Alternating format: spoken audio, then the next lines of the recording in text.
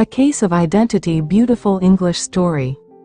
My dear fellow, said Sherlock Holmes as we sat on either side of the fire in his lodgings at Baker Street, life is infinitely stranger than anything which the mind of man could invent. We would not dare to conceive the things which are really mere commonplaces of existence. If we could fly out of that window hand in hand, hover over this great city, gently remove the roofs, and peep in at the queer things which are going on, the strange coincidences, the plannings, the cross-purposes, the wonderful chains of events, working through generations, and leading to the most outre results, it would make all fiction with its conventionalities and foreseen conclusions most stale and unprofitable. And yet I am not convinced of it, I answered. The cases which come to light in the papers are, as a rule, bald enough, and vulgar enough. We have in our police reports realism pushed to its extreme limits, and yet the result is, it must be confessed, neither fascinating nor artistic. A certain selection and discretion must be used in producing a realistic effect, remarked Holmes. This is wanting in the police report, where more stress is laid, perhaps, upon the platitudes of the magistrate than upon the details, which to an observer contain the vital essence of the whole matter. Depend upon it, there is nothing so unnatural as the commonplace. I smiled and shook my head. I can quite understand your thinking so, I said. Of course, in your position of unofficial advisor and helper to everybody who is absolutely puzzled, throughout 3 continents, you are brought in contact with all that is strange and bizarre. But here, I picked up the morning paper from the ground. Let us put it to a practical test. Here is the first heading upon which I come. A husband's cruelty to his wife. There is half a column of print, but I know without reading it that it is all perfectly familiar to me. There is, of course, the other woman, the drink, the push, the blow, the bruise, the sympathetic sister or landlady. The crudest of writers could invent nothing more crude. Indeed, your example is an unfortunate one for your argument, said Holmes, taking the paper and glancing his eye down it. This is the Dundas separation case, and, as it happens, I was engaged in clearing up some small points in connection with it. The husband was a teetotaler, there was no other woman, and the conduct complained of was that he had drifted into the habit of winding up every meal by taking out his false teeth and hurling them at his wife, which, you will allow, is not an action likely to occur to the imagination of the average storyteller. Take a pinch of snuff, doctor, and acknowledge that I have scored over you in your example. He held out his snuff-box of old gold, with a great amethyst in the center of the lid. Its splendor was in such contrast to his homely ways and simple life that I could not help commenting upon it. Ah, said he, I forgot that I had not seen you for some weeks. It is a little souvenir from the King of Bohemia in return for my assistance in the case of the Irene Adler papers. And the ring? I asked, glancing at a remarkable brilliant which sparkled upon his finger. It was from the reigning family of Holland, though the matter in which I served them was of such delicacy that I cannot confide it even to you, who have been good enough to chronicle 1 or 2 of my little problems. And have you any on hand just now? I asked with interest. Some 10 or 12, but none which present any feature of interest. They are important, you understand, without being interesting. Indeed, I have found that it is usually in unimportant matters that there is a field for the observation, and for the quick analysis of cause and effect which gives the charm to an investigation. The larger crimes are apt to be the simpler, for the bigger the crime the more obvious, as a rule, is the motive. In these cases, save for one rather intricate matter which has been referred to me from Marseille, there is nothing which presents any features of interest. It is possible, however, that I may have something better before very many minutes are over, for this is one of my clients, or I am much mistaken. He had risen from his chair and was standing between the parted blinds gazing down into the dull neutral-tinted London street. Looking over his shoulder, I saw that on the pavement opposite there stood a large woman with a heavy fur bow around her neck, and a large curling red feather in a broad-brimmed hat which was tilted in a coquettish Duchess of Devonshire fashion over her ear. From under this great panoply she peeped up in a nervous, hesitating fashion at our windows, while her body oscillated backward and forward, and her fingers fidgeted with her glove buttons.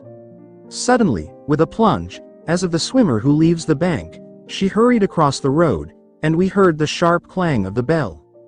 "I have seen those symptoms before," said Holmes, throwing his cigarette into the fire. "Oscillation upon the pavement always means an affair de cœur. She would like advice, but is not sure that the matter is not too delicate for communication. And yet even here we may discriminate. When a woman has been seriously wronged by a man, she no longer oscillates, and the usual symptom is a broken bell wire. Here we may take it that there is a love matter, but that the maiden is not so much angry as perplexed, or grieved. But here she comes in person to resolve our doubts."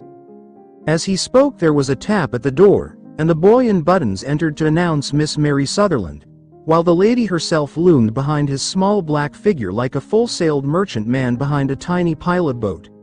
Sherlock Holmes welcomed her with the easy courtesy for which he was remarkable, and, having closed the door and bowed her into an armchair, he looked her over in the minute and yet abstracted fashion which was peculiar to him.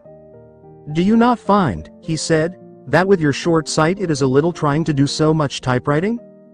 "I did at first," she answered, "but now I know where the letters are without looking." Then, suddenly realizing the full purport of his words, she gave a violent start and looked up, with fear and astonishment upon her broad, good-humored face. "You've heard about me, Mr. Holmes," she cried, "else how could you know all that?" "Never mind," said Holmes, laughing. "It is my business to know things. Perhaps I have trained myself to see what others overlook. If not, why should you come to consult me?" "I came to you, sir, because I heard of you from Mrs. Etheridge, whose husband you found so easy when the police and everyone had given him up for dead. Oh, Mr. Holmes, I wish you would do as much for me. I'm not rich, but still I have 100 a year in my own right, besides the little that I make by the machine, and I would give it all to know what has become of Mr. Hosmer Angel." "Why did you come away to consult me in such a hurry?" asked Sherlock Holmes, with his fingertips together and his eyes to the ceiling. Again a startled look came over the somewhat vacuous face of Miss Mary Sutherland. "Yes, I did bang out of the house," she said, "for it made me angry to see the easy way in which Mr. Windybank, that is, my father, took it all.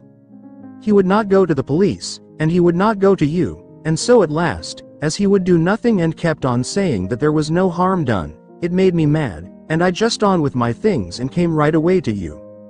"Your father," said Holmes, "your stepfather, surely, since the name is different." "Yes, my stepfather. I call him father, though it sounds funny, too, for he is only 5 years and 2 months older than myself." "And your mother is alive?" "Oh, yes, mother is alive and well. I wasn't best pleased, Mr. Holmes, when she married again so soon after father's death, and a man who was nearly 15 years younger than herself. Father was a plumber in the Tottenham Court Road, and he left a tidy business behind him, which mother carried on with Mr. Hardy, the foreman. But when Mr. Windybank came he made her sell the business, for he was very superior, being a traveller in wines. They got £4,700 for the goodwill and interest, which wasn't near as much as father could have got if he had been alive. I had expected to see Sherlock Holmes impatient under this rambling and inconsequential narrative, but, on the contrary, he had listened with the greatest concentration of attention. "Your own little income," he asked, "does it come out of the business?" "Oh, no, sir. It is quite separate and was left me by my Uncle Ned in Auckland. It is in New Zealand stock, paying 4.5%. £2,500 was the amount, but I can only touch the interest." "You interest me extremely," said Holmes. "And since you draw so large a sum as 100 a year, with what you earn into the bargain, you no doubt travel a little and indulge yourself in every way. I believe that a single lady can get on very nicely upon an income of about £60. I could do with much less than that, Mr. Holmes, but you understand that as long as I live at home I don't wish to be a burden to them, and so they have the use of the money just while I am staying with them. Of course, that is only just for the time. Mr. Windybank draws my interest every quarter and pays it over to mother, and I find that I can do pretty well with what I earn at typewriting. It brings me 2d a sheet, and I can often do from 15 to 20 sheets in a day." "You have made your position very clear to me," said Holmes. "This is my friend, Dr. Watson, before whom you can speak as freely as before myself. Kindly tell us now all about your connection with Mr. Hosmer Angel." A flush stole over Miss Sutherland's face, and she picked nervously at the fringe of her jacket. "I met him first at the gasfitters' ball," she said. "They used to send father tickets when he was alive, and then afterwards they remembered us, and sent them to mother. Mr. Windybank did not wish us to go. He never did wish us to go anywhere. He would get quite mad if I wanted so much as to join a Sunday school treat. But this time I was set on going, and I would go, for what right had he to prevent? He said the folk were not fit for us to know, when all father's friends were to be there. And he said that I had nothing fit to wear, when I had my purple plush that I had never so much as taken out of the drawer. At last, when nothing else would do, he went off to France upon the business of the firm, but we went, mother and I, with Mr. Hardy, who used to be our foreman, and it was there I met Mr. Hosmer Angel. I suppose," said Holmes, "that when Mr. Windybank came back from France he was very annoyed at your having gone to the ball." "Oh, well, he was very good about it. He laughed, I remember, and shrugged his shoulders, and said there was no use denying anything to a woman, for she would have her way." "I see. Then at the gasfitters' ball you met, as I understand, a gentleman called Mr. Hosmer Angel." "Yes, sir. I met him that night, and he called next day to ask if we had got home all safe, and after that we met him. That is to say, Mr. Holmes, I met him twice for walks, but after that father came back again, and Mr. Hosmer Angel could not come to the house any more." "No. Well, you know father didn't like anything of the sort. He wouldn't have any visitors if he could help it, and he used to say that a woman should be happy in her own family circle. But then, as I used to say to mother, a woman wants her own circle to begin with, and I had not got mine yet." "But how about Mr. Hosmer Angel? Did he make no attempt to see you?"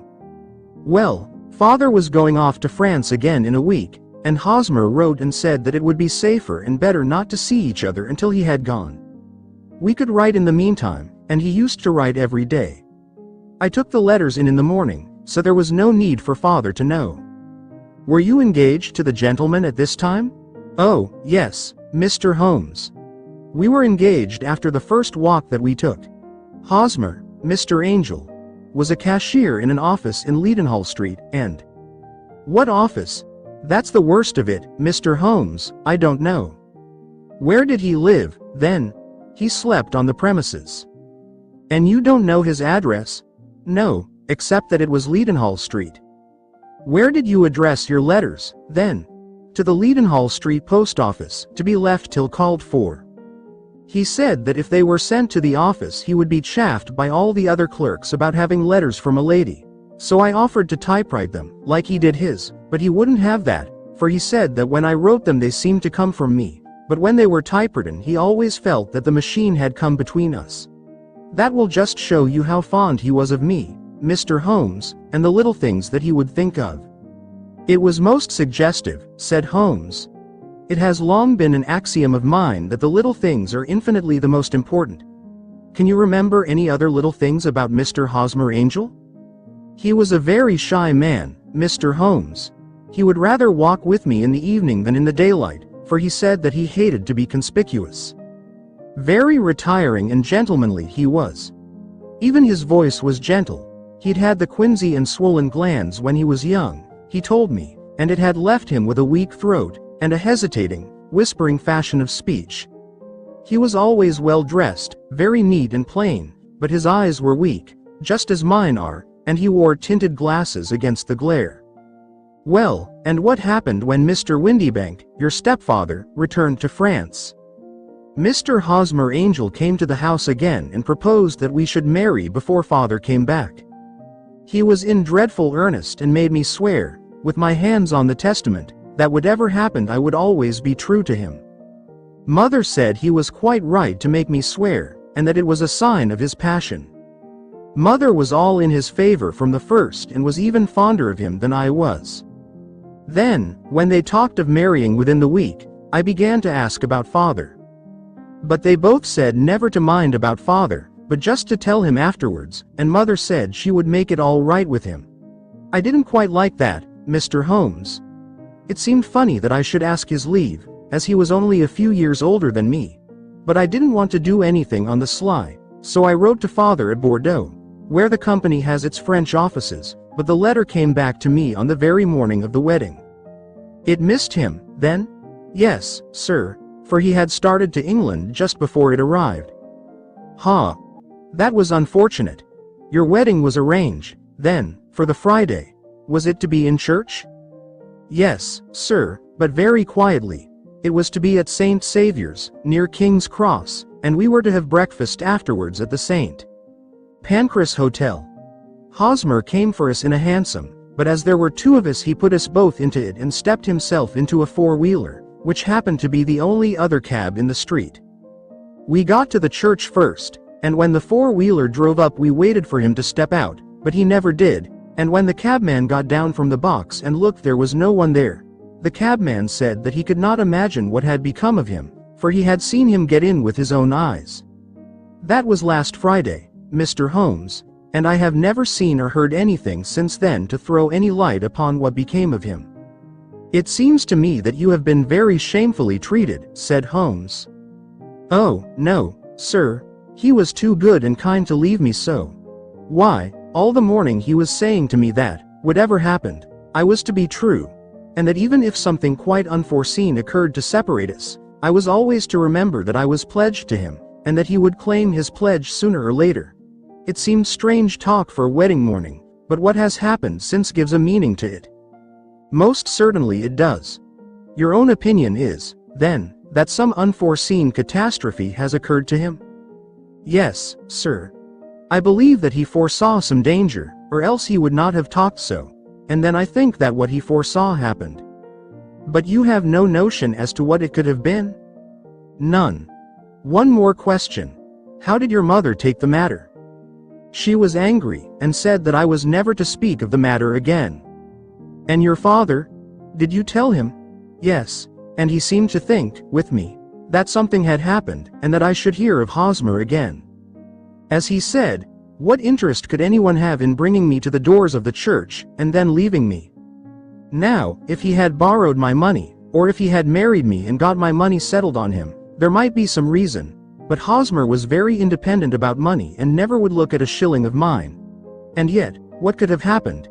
And why could he not write? Oh, it drives me half mad to think of it, and I can't sleep a wink at night. She pulled a little handkerchief out of her muff and began to sob heavily into it. I shall glance into the case for you, said Holmes, rising, and I have no doubt that we shall reach some definite result. Let the weight of the matter rest upon me now, and do not let your mind dwell upon it further. Above all, try to let Mr. Hosmer Angel vanish from your memory, as he has done from your life. Then you don't think I'll see him again? I fear not. Then what has happened to him? You will leave that question in my hands. I should like an accurate description of him and any letters of his which you can spare. I advertised for him in last Saturday's Chronicle, said she. Here is the slip and here are 4 letters from him. Thank you. And your address? Number 31 Leon Place, Camberwell. Mr. Angel's address you never had, I understand. Where is your father's place of business? He travels for Westhouse and Marbank, the great claret importers of Fenchurch Street. Thank you. You have made your statement very clearly. You will leave the papers here, and remember the advice which I have given you. Let the whole incident be a sealed book, and do not allow it to affect your life. You are very kind, Mr. Holmes, but I cannot do that. I shall be true to Hosmer. He shall find me ready when he comes back. For all the preposterous hat and the vacuous face, there was something noble in the simple faith of our visitor which compelled our respect. She laid her little bundle of papers upon the table and went her way, with a promise to come again whenever she might be summoned. Sherlock Holmes sat silent for a few minutes with his fingertips still pressed together, his legs stretched out in front of him, and his gaze directed upward to the ceiling. Then he took down from the rack the old and oily clay pipe, which was to him as a counselor, and, having lit it, he leaned back in his chair, with the thick blue cloud wreath spinning up from him, and a look of infinite languor in his face. Quite an interesting study, that maiden, he observed. I found her more interesting than her little problem, which, by the way, is rather a tried one. You will find parallel cases, if you consult my index, in Andover in 77, and there was something of the sort at The Hague last year. Old as is the idea, however, there were one or two details which were new to me. But the maiden herself was most instructive. You appeared to read a good deal upon her which was quite invisible to me, I remarked. Not invisible but unnoticed, Watson. You did not know where to look, and so you missed all that was important. I can never bring you to realize the importance of sleeves, the suggestiveness of thumbnails, or the great issues that may hang from a bootlace. Now, what did you gather from that woman's appearance? Describe it. Well, she had a slate-colored, broad-brimmed straw hat, with a feather of a brickish red. Her jacket was black, with black beads sewn upon it, and a fringe of little black jet ornaments.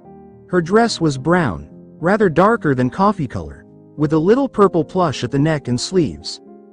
Her gloves were grayish and were worn through at the right forefinger. Her boots I didn't observe.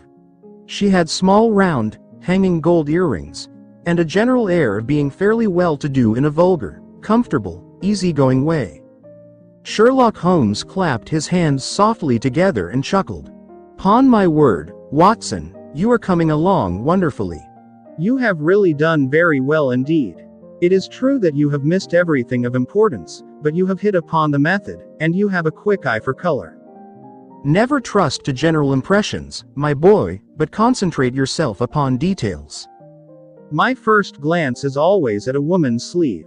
In a man it is perhaps better first to take the knee of the trouser. As you observe, this woman had plush upon her sleeves, which is a most useful material for showing traces. The double line a little above the wrist, where the typewritist presses against the table, was beautifully defined.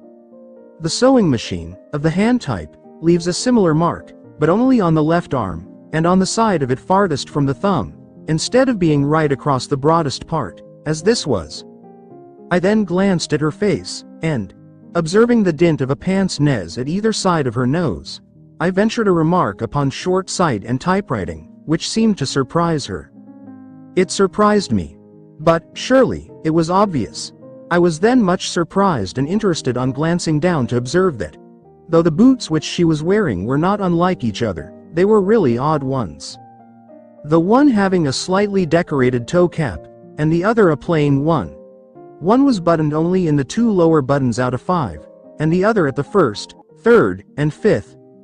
Now, when you see that a young lady, otherwise neatly dressed, has come away from home with odd boots, half-buttoned, it is no great deduction to say that she came away in a hurry. And what else? I asked, keenly interested, as I always was, by my friend's incisive reasoning. I noted, in passing, that she had written a note before leaving home but after being fully dressed.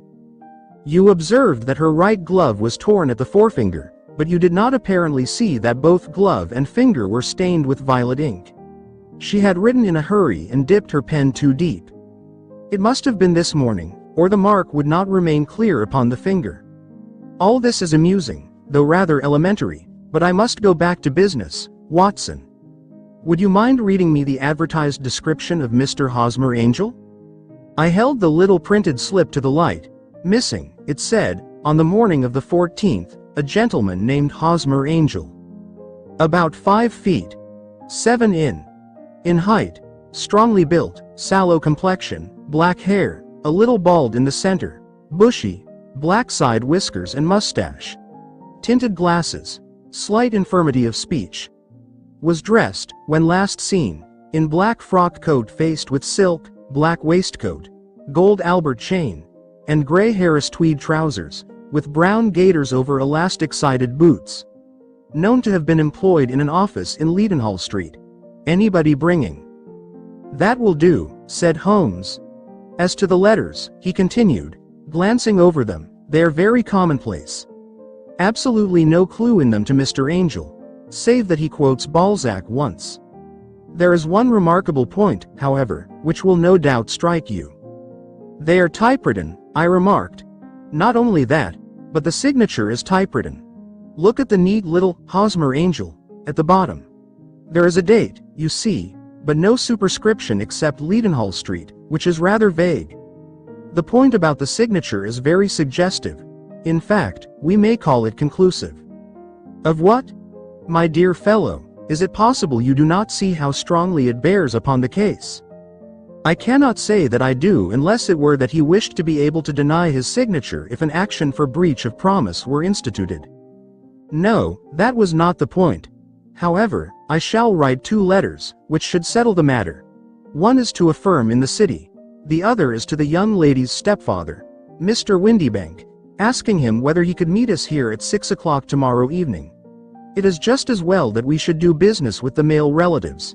And now, Doctor, we can do nothing until the answers to those letters come, so we may put our little problem upon the shelf for the interim.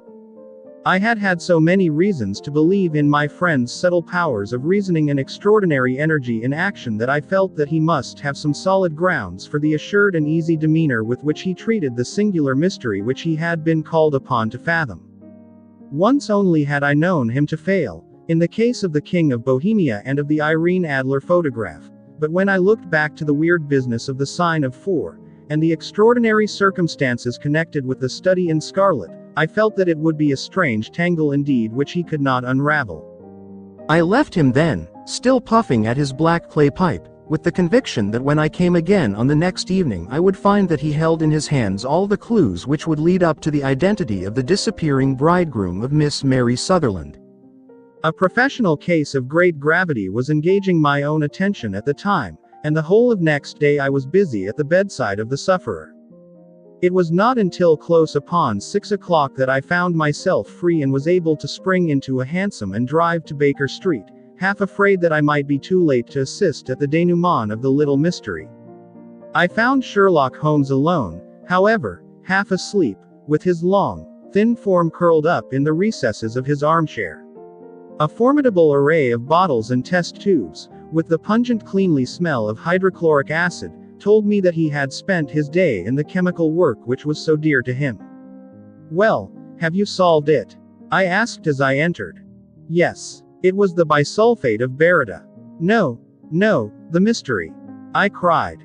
"Oh, that. I thought of the salt that I have been working upon. There was never any mystery in the matter, though, as I said yesterday, some of the details are of interest. The only drawback is that there is no law, I fear, that can touch the scoundrel. Who was he, then, and what was his object in deserting Miss Sutherland?" The question was hardly out of my mouth, and Holmes had not yet opened his lips to reply, when we heard a heavy footfall in the passage and a tap at the door. "This is the girl's stepfather, Mr. James Windybank," said Holmes. "He has written to me to say that he would be here at 6. Come in." The man who entered was a sturdy, middle-sized fellow, some 30 years of age, clean-shaven, and sallow-skinned, with a bland, insinuating manner, and a pair of wonderfully sharp and penetrating gray eyes. He shot a questioning glance at each of us, placed his shiny top hat upon the sideboard, and with a slight bow sidled down into the nearest chair. "Good evening, Mr. James Windybank," said Holmes. "I think that this typewritten letter is from you, in which you made an appointment with me for 6 o'clock. "Yes, sir. I am afraid that I am a little late, but I am not quite my own master, you know. I am sorry that Miss Sutherland has troubled you about this little matter, for I think it is far better not to wash linen of the sort in public. It was quite against my wishes that she came, but she is a very excitable, impulsive girl, as you may have noticed, and she is not easily controlled when she has made up her mind on a point. Of course, I did not mind you so much, as you are not connected with the official police, but it is not pleasant to have a family misfortune like this noised abroad. Besides, it is a useless expense, for how could you possibly find this Hosmer Angel?" "On the contrary," said Holmes quietly, "I have every reason to believe that I will succeed in discovering Mr. Hosmer Angel." Mr. Windybank gave a violent start and dropped his gloves. "I am delighted to hear it," he said. "It is a curious thing," remarked Holmes, "that a typewriter has really quite as much individuality as a man's handwriting. Unless they are quite new, no two of them write exactly alike. Some letters get more worn than others, and some wear only on one side. Now, you remark in this note of yours, Mr. Windibank, that in every case there is some little slurring over of the E, and a slight defect in the tail of the R. There are 14 other characteristics, but those are the more obvious. We do all our correspondence with this machine at the office, and no doubt it is a little worn, our visitor answered, glancing keenly at Holmes with his bright little eyes. And now I will show you what is really a very interesting study, Mr. Windibank, Holmes continued. I think of writing another little monograph some of these days on the typewriter and its relation to crime. It is a subject to which I have devoted some little attention. I have here 4 letters which purport to come from the missing man. They are all typewritten. In each case, not only are the E's slurred and the R's tailless, but you will observe, if you care to use my magnifying lens, that the 14 other characteristics to which I have alluded are there as well. Mr. Windibank sprang out of his chair and picked up his hat. I cannot waste time over this sort of fantastic talk, Mr. Holmes, he said. If you can catch the man, catch him, and let me know when you have done it. Certainly, said Holmes, stepping over and turning the key in the door.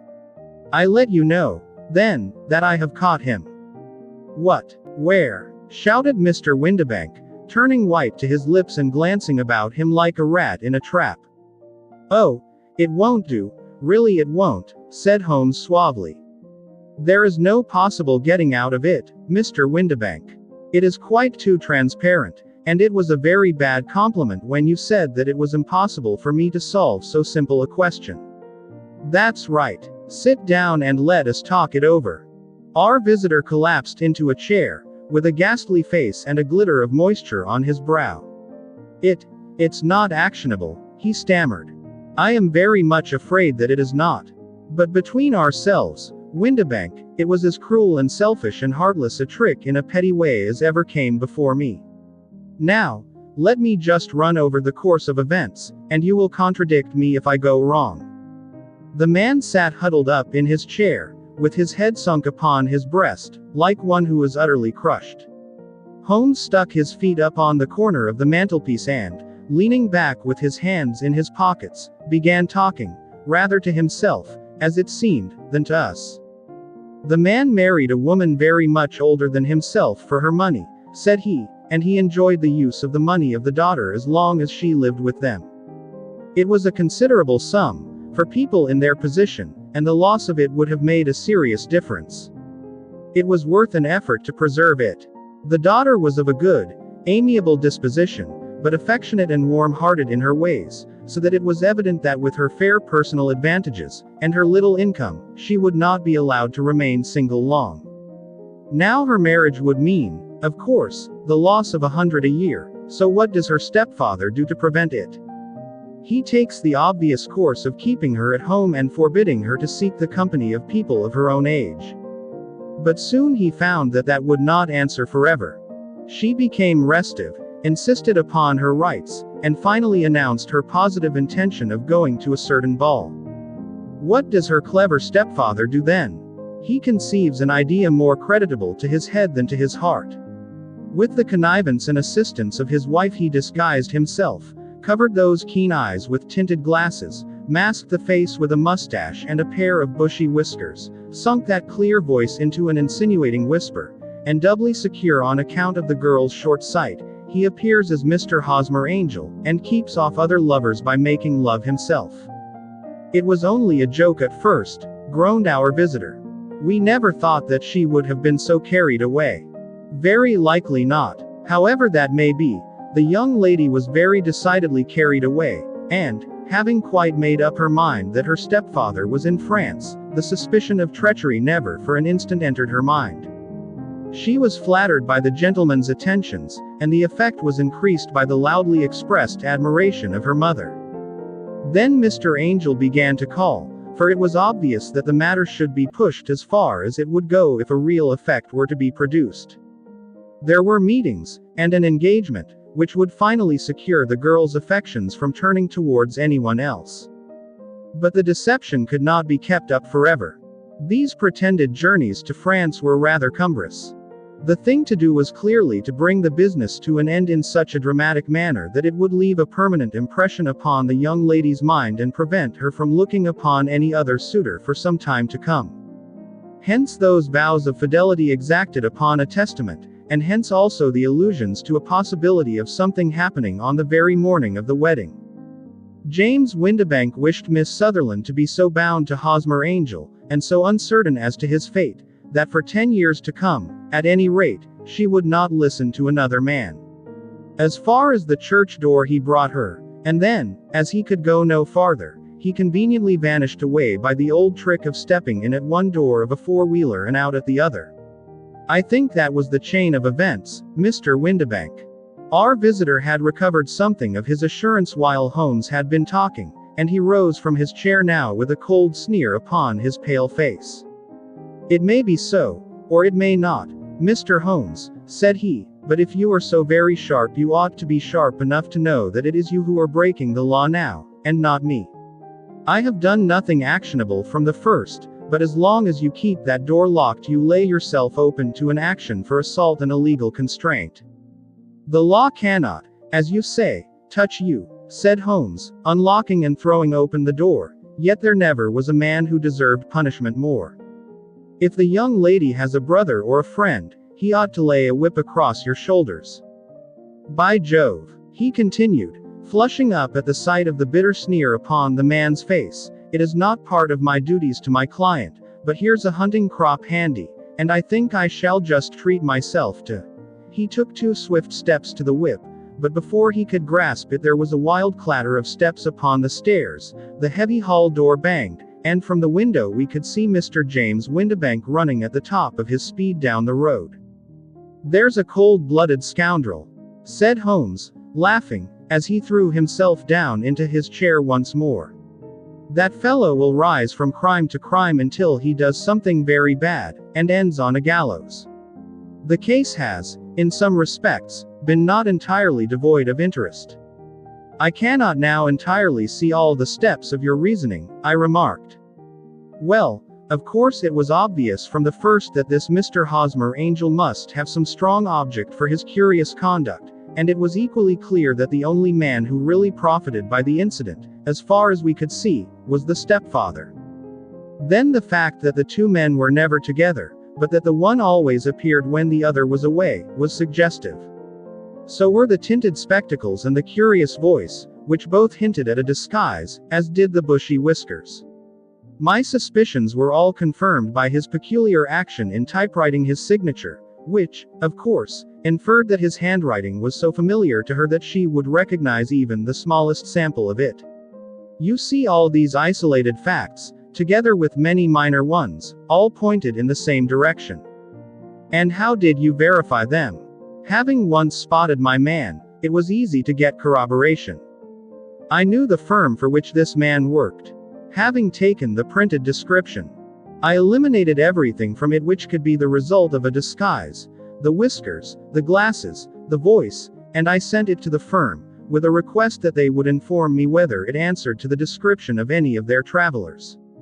I had already noticed the peculiarities of the typewriter, and I wrote to the man himself at his business address asking him if he would come here.